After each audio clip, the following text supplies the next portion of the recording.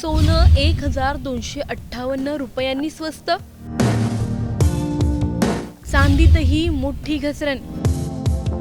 खरेदीदारांना दिलासा की गुंतवणूकदारांची चिंता? राज्यातील नागरिकांसाठी आणि विशेषतः सोने चांदी खरेदी करणाऱ्यांसाठी दिलासादायक बातमी समोर येत आहे. गेल्या काही दिवसांपासून विक्रमी उंचीवर पोहोचलेल्या सोने आणि चांदीच्या दरांमध्ये आज मोठी घसरण झाल्याचं पाहायला मिळत आहे. मल्टी कमोडिटी एक्सचेंज अर्थात MCX आणि इंडिया बुलियन अँड ज्वेलर्स असोसिएशनच्या आकडेवारीनुसार सोन्याच्या दरात तब्बल 1258 रुपयांची तर चांदीच्या दरात 3725 रुपयांची घसरण झाली आहे. त्यामुळे लग्नसराई, गुंतवणूक किंवा दागिन्यांच्या खरेदीचा विचार करणाऱ्यांसाठी ही मोठी संधी मानली जात आहे. गुरुवार 4 जून 2026 रोजी सकाळी प्रसिद्ध झालेल्या इंडिया बुलियन अँड ज्वेलर्स असोसिएशनच्या आकडेवारीनुसार 24 कॅरेट सोन्याचा दर प्रति 10 ग्रॅम 1,55,036 रुपयांवर आला आहे.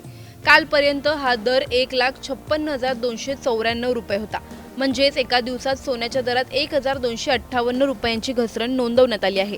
22 कॅरेट सोन्याचा भाव प्रति 10 ग्रॅम 1,54,415 रुपये, 20 कॅरेट सोन्याचा दर 1,42,013 रुपये तर 18 कॅरेट सोन्याचा भाव 1,16,277 रुपये इतका नोंदवला गेला आहे. मुंबई, पुणे, नागपूर, कोल्हापूर, जळगाव, सांगली आणि बारामतीसह महाराष्ट्रातील प्रमुख शहरांमध्ये 24 कॅरेट सोन्याचा दर जवळपास समान असून प्रति 10 ग्रॅम 1,55,036 रुपये इतका आहे. दुसरीकडे चांदीच्या बाजारातही मोठी घसरण झाली आहे. इंडियन बुलियन अँड ज्वेलर्स असोसिएशनच्या माहितीनुसार चांदीचा दर प्रति किलो 2,61,575 रुपयांवर आला आहे. मागील सत्राच्या तुलनेत चांदी तब्बल 3,725 रुपयांनी स्वस्त झाली आहे. त्यामुळे चांदीची गुंतवणूक किंवा खरेदी करणाऱ्यांसाठी ही मोठी दिलासादायक बाब ठरत आहे. दरम्यान पंतप्रधान नरेंद्र मोदी यांनी 10 मे 2026 रोजी देशवासियांना एका वर्षासाठी सोनं खरेदी टाळण्याचं आवाहन केलं होतं. त्यानंतर बाजारात विविध प्रकारच्या चर्चांना उधाण आलं.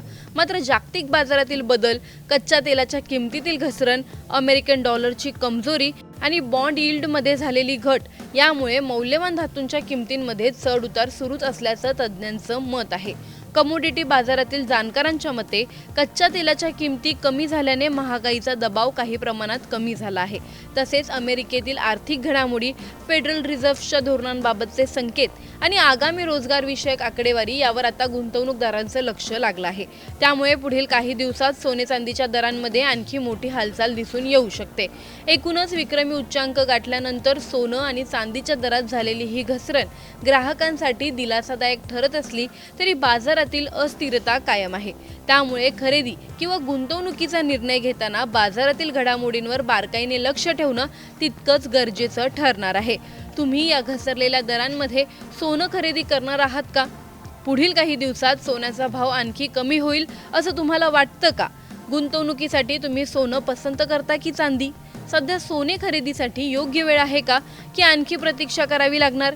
तुमच्या मते वर्षाअखेरीस सोन्याचा भाव कितपर्यंत जाऊ शकतो? आम्हाला कमेंटमध्ये नक्की कळवा. व्हिडिओ आवडल्यास लाईक व शेअर करायला विसरू नका.